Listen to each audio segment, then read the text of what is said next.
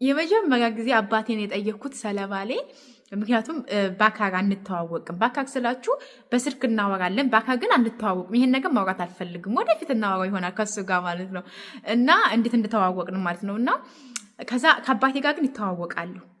አንድ ቀን ተያይተዋል እና ከዛ አባቴ አንድ ቀን ምን አለኝ፣ እባክሽ ልጄ እባክሽ እድሜ ቁሞ አይጠብቅም እና ማግባት አለብሽ መውለድ አለብሽ እባክሽ ነይ ምናምን ሲለኝ እሺ አባቴ አገባዋለሁ ችግር የለውም ግን ቆንጆ ነው ያልኩት። ከዛ አባቴ በቃ እንዴ አለኝ ከመርክብቴ በቃ አፍንጫው ስርክክ ያለ መርከኛ ምናምን በቃ ሲለኝ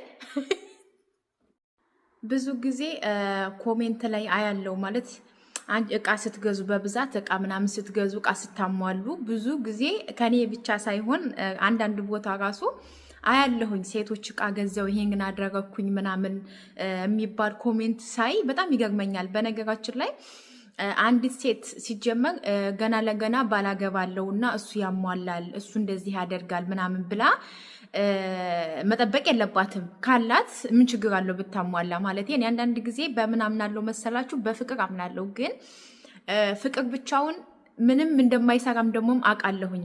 አንዳንድ ጊዜ እናት አባቶቻችን ራሱ ሳይተዋወቁ ተጋብተው ከዛም ልጆች ወርደው ምን ብለው በፍቅር እየኖሩ ነው አይደለ? ስለዚህ ያ ነገር የለም። ግን እኔ አግብቼ ወይም ደግሞ ተፋትቼ ወይም ደግሞ ትዳር ውስጥ ሁኛ አይደለም እየመከርኳችሁ ያለው። ሰረ ትዳር ምንም የማውቀው ነገር የለም። ግን ብዙ ጊዜ አሁን ባለንበት ሁኔታ ወይም ደግሞ አሁን ባለበት የሀገራችን ጉዳይ የወንዶች ጉዳይ የሴቶች ጉዳይ ማለት ነው። አንድ ነገር ልንገራችሁ።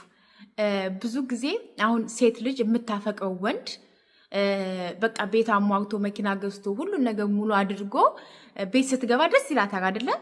ደስ ይላታል። ልክ እንደዛ እኔ አሁን ባሌ ቤት ኑሮት መኪና ኑሮት ቀጥ ብዬ ሻንጣዬን ይዤ ከሱ ጋር ነው የምገባው አይደለም? ያኔ ደስ ይለኛል። ምንም አንልም። አንተ የሰራኸው ቤት ነው ከአንተ ጋር ገባ ምናምን አይሉም አይደለም? ወይም አንልም።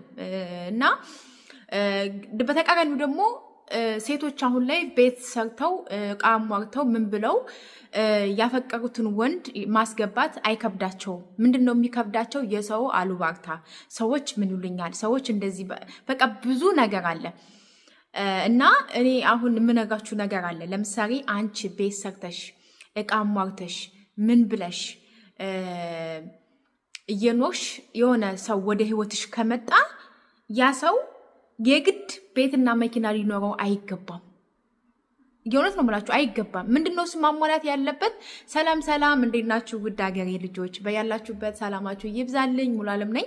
ዛሬ በሌላ ቪዲዮ መጥቻለሁ። የዛሬ ቪዲዮ የሚሆነው እንግዲህ አንዳንድ ጊዜ እቃ ምናምን እንደዚህ ቪዲዮ ሲሰራ እኔ ብቻ አይደለም ሌሎቹም ሲሰሩ ከኮሜንት ስር ብዙ የሚባሉ ነገሮች አሉ። ብዙ ሰዎች የሆነ ኮሜንት ሲጣፍ እኔ ራሴ ይደብረኛል፣ እንደዚህ ኮሜንት ማለት ነው። እናም ስለዛ ላወራችሁ መጥቻለሁኝ። እንግዲህ ቻናሌን ፕሊዝ ሰብስክራይብ እና ላይክ በማድረግ ቪዲዮን ጀምሩት። በተለይ ደግሞ ላይክ አድርጉኝ ፕሊዝ። ላይክ ስታደርጉ ሞር እይታ ይኖረዋል እና ላይክ አድርጉኝ ፕሊዝ ፕሊዝ ፕሊዝ። ሌላው ደግሞ እንግዲህ ዛሬ ልነጋችሁ የፈለኩት እንግዲህ ከርሴ እንደምትመለከቱት እቃ ምናምን ሳሟላ እኔም ጋር ብዙም ከስንት አንድ ሰው እንደዛ ሲለኝ ለምን እሱ ባልሽ ይግዛ አንቺ ከገዛሽ ባልሽ ለምን አይገዛም ይሄን ምናምን ምናምን የሚሉ ነገሮች አሉ። እኔ ነግሬያቸዋለሁ፣ ቪዲዮም ሰርቻለሁኝ። እግዚአብሔር ከፈቀደ ኢትዮጵያ ሲሄድ ማግባት ነው የምፈልገውም እና በህይወቴም ደግሞ የኔ የምለው ሰው ፈጣሪ ሰጥቶኛል እና እቃም እየገዛን ያለ ነው ከሱ ጋር እየተመካከርን ነው። ብቻዬን አይደለም እየገዛው ያለሁት። አንዳንድ ጊዜ ገንዘብም ኑሯችሁ እቃ ለመግዛት ሰው ያስፈልጋችኋል። ሁሉም እኔ ቤተሰብ አለኝ። ቤተሰቦች ሁላቸውም የራሳቸው ህይወት የራሳቸው ልጆች ቤተሰብ ስላለ ግዴታ በእርግጥ እነሱ እስከዛሬ ድረስ በእነሱ ላይ ነው እዚህ የደረስኩትና አሁን ግን አማቻቸው አይ ይሄ ሰው ይሆናል እንኳን ለሙሉዓለም ለኛም ወንድም የሚሆን ሰው ነው ምናምን ብለው ቤተሰብም አምኖበት ከቤተሰብ ጋር ከኔም ጋር እየተመካከርን እቃ እያሟላን ያለ ነው በጋራ ከሱ ጋር ነው እና ቤተሰብ እኔ እዚሁኜ ቤተሰብ ነበረ በፊት ቤት ምንም ስሰራ ያለው ነገር እህቶቼ፣ እናቴ፣ አባቴ ሁሉም ቤተሰብ የኔ የምላቸው ሰዎች ሲያግዙኝ ነበረው። ከዛ እሱ ወደ ህይወቴ ሲመጣ ደግሞ ቤቱንም ሳልጀምር በፊት ነው እሱ ወደ ህይወቴ የመጣው ስላችሁ ያው መንገድ ላይ ነበረ። ግን ያን ያህል እኔ ብዙም አላገባም ምናምን ነበረ እና ከማየውም ካጋጠመኝም አንዳንድ ነገሮች አንፃር አልፈልግም ነበረ። ግን እኔ ገና እግዚአብሔር ፈቅዶ ልጁን ወይም ደግሞ በአካል ስንተዋወቅ የሆነ በቃ አለ አይደለ ፊቴን አይቶ የሚረዳ አይነት ሰው የሆነ ምንም ያልደከምኩበት በቃ ምን ልበላችሁ የሆነ ድግፍ የምትሉበት ርፍ የምትሉበት በተለይ ደግሞ ስደት ዓለም ላይ ስትኖሩ እኔ የራሴን ነው የምነግራችሁ። እኔ በጣም ጸባይ አስቸጋሪ ልጅ ነኝ። በጣም ነጭናጫ፣ በጣም ኃይለኛ ስላችሁ በቃ ይሄ ያሰብኩት ነገር ካልሆነ ይሄ በቃ ቤተሰብ ችግር የለውም ልጃቸው ስለሆንኩኝ እንዲከፋኝም ምን እንዲለኝም ስለማይፈልጉ ሁሉን ነገር እሺ ምናምን ይሉኛል። እሱ ግን በትንሽ ጊዜ ውስጥ ራሱ በጣም ብዙ ነገር አንቺ እንዳልሽ ነው እኔ እንዲከፋኝ አይፈልግም። ምክንያቱም አንዳንድ ጊዜ መልካም ሰው ሲሆን እናቱን የሚወድ እህቱን የሚወድ የሱን ቤተሰብ የሚወድ ከሆነ ያንቺን ጸባይ መሸከም ያንቺን ጸባይ የሚወድሽን ልጅ ጸባይ መሸከም አይከብደውም። እና እንደዛ ስለሆነ እግዚአብሔር ወደ ህይወት ያመጣው። ምክንያቱም ይሄን የምነግራችሁ ዛሬ ነው። ነገ ብንለያይ ተለያየን ብዬ ልናገር እችላለሁ። የዛሬን ነው የማውቀው፣ ነገን አላውቅም። ዛሬ ነው ልንኖር የምንችለው፣ ነገን ደግሞ እግዚአብሔር ነው የሚያውቀውና እንደዛ ስለሆነ እኔ ቤቱም ሳይጀመር በፊት እሱ ነበረ። ግን ያን ያህል ብዙም አናወራምም አንግባባም። ሲጀመር ማለት ነው አንግባባም ስላችሁ አንተዋወቅም። እና ያ ስለሆነ ከዛ ግማሹን ላይ ነው የመጣው። ቤቱን የሚያስጨርሰው እሱ ነው፣ ባለሙያ በጣም ጎበዝ ጀግና። እንዲሁም ደግሞ ቤቴን ራሱ ካሰብኩት በላይ ያሳመረልኝ እሱ ነው። ማለት ቤታችን ያሳመረው እሱ ነው። እቃም ስንገዛ እኔ ይሄ ይሁን ስለው እሱ ይሄ እሺ ምናምን እያለ ለምሳሌ በተለይ በከረር እኔ እንደዚህ ይሁን እሱ በቃ በሐሳቤ በብዙ ነገሮች ራሱ እኔን ለማስደሰት ነው የሚጥረው። እውነት ለመናገር እኔን በቃ የሆነ ነገር ስንገዛ ብር ከጎደረ እዛም ሰርቶ ጥሮ ተጋግሮ ያችን ነገር ሰርቶ እኔን ለማስደሰት ነው የሚጥረውና ይሄ ብር ላኪ ይሄ እንደዚህ በይ በቃ ማነው ምናምን የሚል ሰው አይደለም። በተለይ በህይወት የምጠራው ነገር ብር ላኪ እንደዚህ ይገዛ እንደዚህ የሚል ሰው ማለት ነውና ሁሉን ነገር አስታ በቃ ሳናወራ እንግባባለን እውነቱን ስነጋችሁና ከዛም እንደዛ ነው። ስለዚህ እኔ ብዙ ጊዜ ፈጣሪ ከሰጣችሁ በነገራችን ላይ ፈጣሪ ከሰጣችሁ ድሃ ይሁን ችግር የለውም። በቃ ምንም የሌለው ድሃም ይሁን ችግር አብራችሁ ሰርታችሁ ትለወጣላችሁ። ዋናው ፍቅር ነው። ግን እኔ አሁን ለምሳሌ አንድ ሴት እኔ ለምሳሌ እቃ ሟልቼ አብረን ያሟላነው ግን እቃ ሟልቼ ቤት ሰርቼ ምን ብዬ እየኖርኩኝ የሆነ ሰው ወደ ህይወቴ ከመጣ ያ ሰው ደግሞ ከኔ የበለጠ ነገር ሊኖረው ይገባል። ለምሳሌ ቤት መኪና አይደለም ከኔ የበለጠ ሊኖረው የሚገባው ቢያንስ ጨዋ ቤተሰብ ጨዋ ወግዶ ጨዋ ያሳደገው ስነ ስርዓት ያለው ቤተሰቦችን የሚያከብር እንደ ለቤተሰቦቼ በቃ እንዳማች ሳይሆን በቃ እንደ ልጅ በቃ አይደለ አንገቱን ድፍት ያደረገ እናት አባቴን የሚያከብር ለእህቶቼ ወንድም የሚሆን ለኔ ደግሞ ባልም ጓደኛም ወንድምም የሚሆን በቃ ስነ ስርዓት ያለው ልጅ ጨዋ ስነ ምግባር ያለው በቃ ይሄ ሰርቶ የሚያስተዳድር በቃ ከዛም በቃ ይሄነ ለልብሱ ሳይሆን ለጫማው ሳይሆን በቃ ምን ልበላችሁ የሚጨነቅ ሳይሆን የምፈልገው ምን ሰርቼ ሚስቴን ላስደስታት፣ ምን ሰርቼ ቤተሰቦቼን ላስደስት፣ አባቴ ሲመጣ እናቴ ስትመጣ እህቶች ሲመጡ የሚያከብር በቤተሰቦች ዘንድ የሚወደድ አይነት ወንድ መሆን አለበት። በቃ ይሄ ነው። አንቺ ቃ ሰራሟላሽ አንቺ ቤት ሰረገዛሽ ምንም የሚቀየር ነገር የለም። አንቺ ጋር የሚመጣው ሰው የተመረቀ ቆንጆ አስተሳሰብ ያለው ቆንጆ ሳይሆን ቆንጆ አስተሳሰብ ያለው ቆንጆ ቢሆን ችግር የለውም መሆን አለበት። የግዴታ እኔ ቤት ሰላለኝ እሱ መኪና እኔ መኪና ሰላለኝ እሱ ደግሞ ሌላ ቤት እንዲኖረው አልፈልግም። የእውነቴን ነው የምላችሁ። አንዳንድ ነገር ልንገራችሁ። ይሄ ፍቅር የኔ ማር የኔ እናት የኔ ቆንጆ የሚል ወንድ ለትዳር አይሆንም። ልንገርሽ እኔም ሳላየሁት ነው። ምክንያቱም ይሄ በሀሳብ የሚሞላሽ ወንድ ለትዳር አይሆንም። በቃ ይሄ ሀሳብ ብቻ ህልም ብቻ በቃ ህልም ታውቃላችሁ፣ ህልም ብቻ ህልምን ወደ ተግባር አሁን ዛሬ ከሱ ጋር ያወራነውን ነገር ነገ በተግባር አድርጎ ስታዩት መሆን አለበት። እኔ እንደዛ ነው የማስበው። እና በህይወታችሁ ወንድ ልጅ ስራ መምረጥ የለበትም። የቀን ስራ ለምን አይሆንም? ድንጋይ ፈረጣ ለምን አይሆንም? ያገኘውን ስራ ሰርቶ ሚስቱን የሚያስተዳድር ሰው መሆን አለበት። አንቺ ቤትና የቤት ዕቃ አሟርተሽ ትዳር ውስጥ ከገባሽ እሱ ደግሞ እነዚህ አሁን ያልኳቸውን ነገር ማሟላት አለበት። እኔ እንደዛ ነው ብዬ ነው የማስበው። እኔ አሁን እንደዛ ነው። እኔ ለምሳሌ ቤት ቢኖረኝ እሱም ቤት አለው። ለምሳሌ እኔ ባል እንደዛ ነው። ቤት ከተባለ ቤት አለው። እንደውም እኔ ካፈራሁት ንብረት በላይ እሱ ንብረት አለው። ለምሳሌ እውነቱን ስነጋችሁ ማለት ነው። ከዛ በላይ ደግሞ በቃ ጸባዩ፣ ስነስርዓቱ፣ ለቤተሰቦች ያለው ነገር ምናምን ልነጋችሁ አልችልም። እግዚአብሔር ከፈቀደ ወደፊት ደግሞ የምናየው ይሆናል። እና ፈጣሪ አሟግቶ ሲሰጣችሁ ደግሞ እንደዛ ነው። ገባችሁ?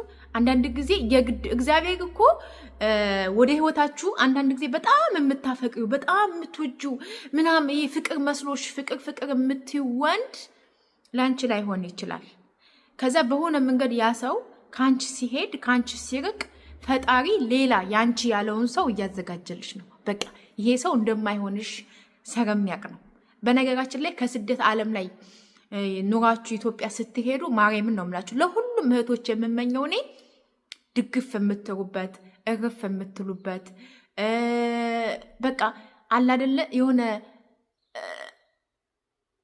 በቃ ምን ልበላችሁ መሆን አለበት ያ ወንድ ማለት ነው እንጂ ይሄ ማሬ ፍቅሬ እንደዚህ ነው ምናምን እያለ ካንቺ የሚጠብቅ ከሆነ ተያይዛችሁ ገደል ነው የምትገቡት። እና ይሄንን የምነጋችሁ ነገር አሁን ለምሳሌ እኔ በቃ እቃ ስገዛ ምናምን እሱ ይሄን ይግዛ እሱን ይሄን ይግዛ ምናምን ስትሉ ለዛ ነው እኔ አሁን እሱ ቪዲዮ አይሰራም፣ እሱ ዩቲዩብ አይጠቀምም፣ ምን ይጠቀማለሁ? ሰው እኔ ነኝ እየመጣው ማወራው እንጂ እሱ አያወራም። እሱም ቢያወራ እሱም ቪዲዮ ዩቲዩብ ቢኖረው አድጋ ገዝቼ ቁምሳጥን ገዝቼ እንደዚህ አድርጌ ምናምን ይላል።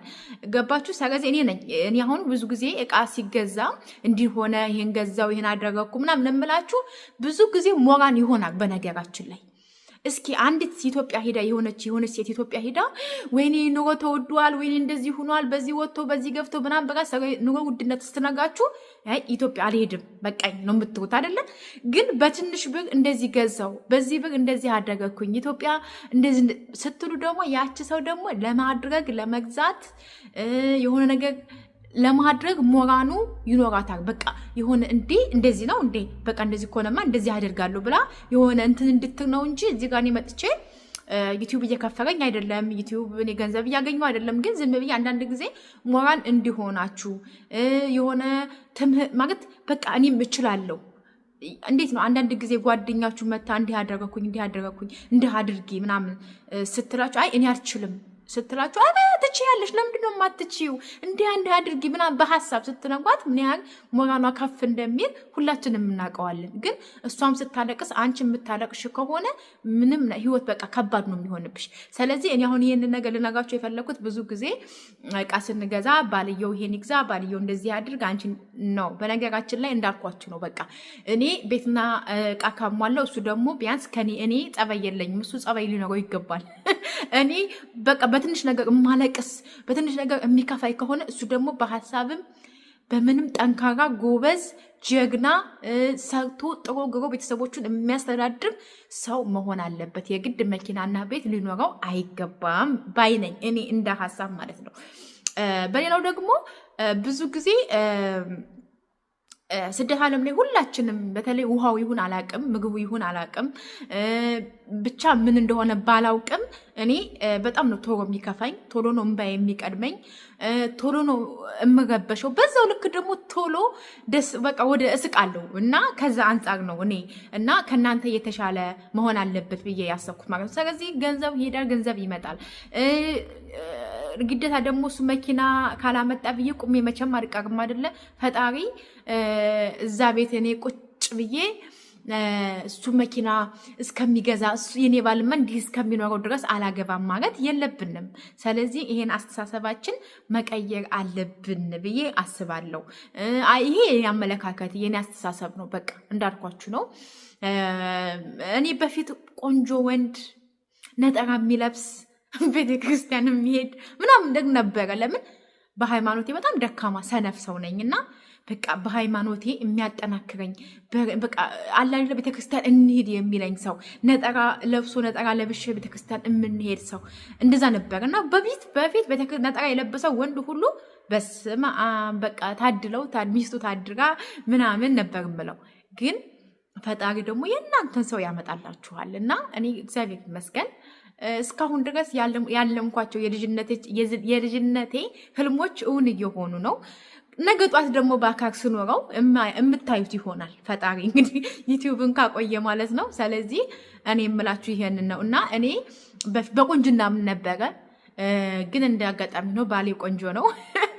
እና የመጀመሪያ ጊዜ እኔ መናገር አልፈልግም፣ ወደፊት ነው የምነግራችሁ እና መናገር አልፈልግም። ግን እኔ መጀመሪያ አባቴ እባክሽ ልጄ ሴት ልጅ ነሽ፣ እድሜ ቁም አይጠብቅም፣ ከዚህ በኋላ አግብተሽ ወግደሽ ያንቺን ዓለም ማየት እፈልጋለሁ ምናምን ሲለኝ